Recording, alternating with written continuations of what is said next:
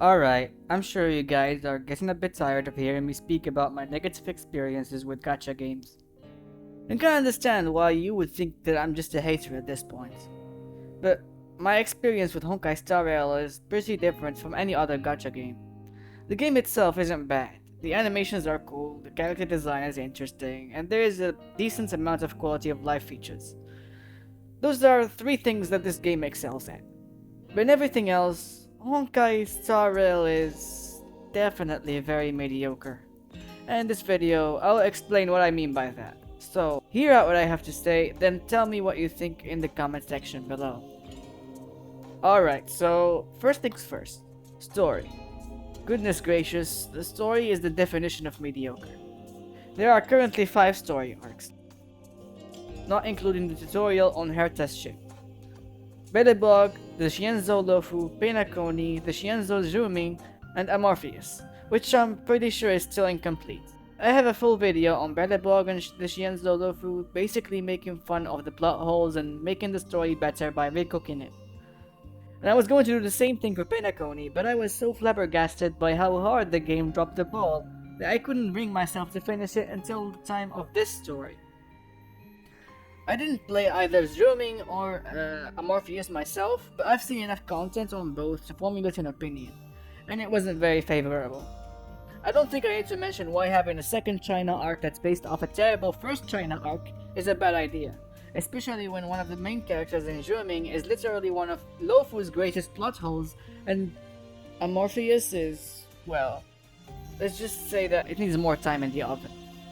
I won't go into details about this for the length of the video, but one thing that was shared across all the arcs I played was the terrible pacing.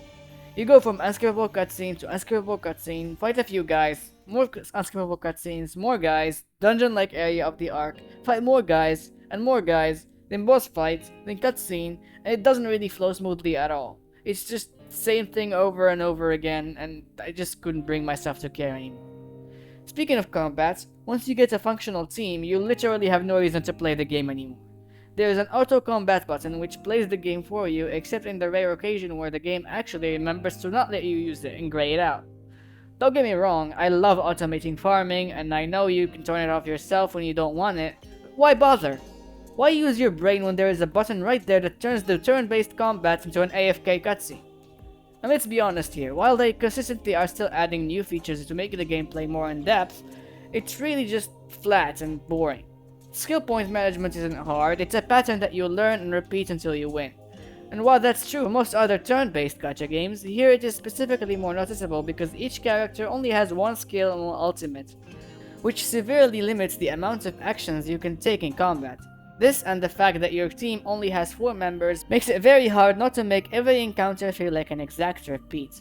Compare this to, for example, FGO, where you have up to 6 characters on the team, each with 3 skills and 3 different types of attacks, plus an ultimate, and you can very clearly see the difference. Next, let's mention the elephant in the room.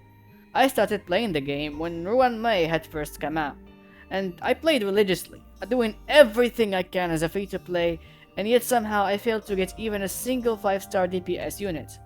I saved up for Jingliu twice and couldn't get her. I saved up for Acheron? Nope. I had to luck sack very hard, struggling because my only DPS was Shuye, barely able to clear any of the endgame content until I finally got Firefly.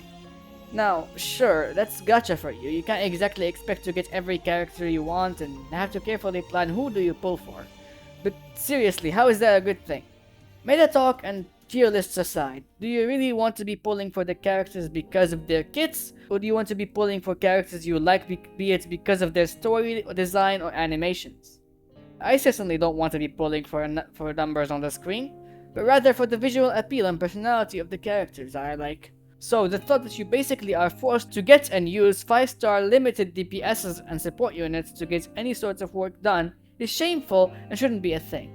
Though that is just my humble opinion, and to be honest, the main reason why I'm quitting is that I simply lost interest in the characters themselves, and didn't like where the story was heading. Every arc felt like a major chore to go through, and it's basically just the same thing over and over again. Which would be fine if the rest of the game was any better, but no. To me, everything in this game felt like a chore that wasn't rewarded enough. So yeah, That was all for this video. Thank you for watching. What do you think about HSR's current state, and do you share any of my opinions? Make sure to tell me in the comments below. Like the video and subscribe. This was Imaginary Watcher, and I'll see you around.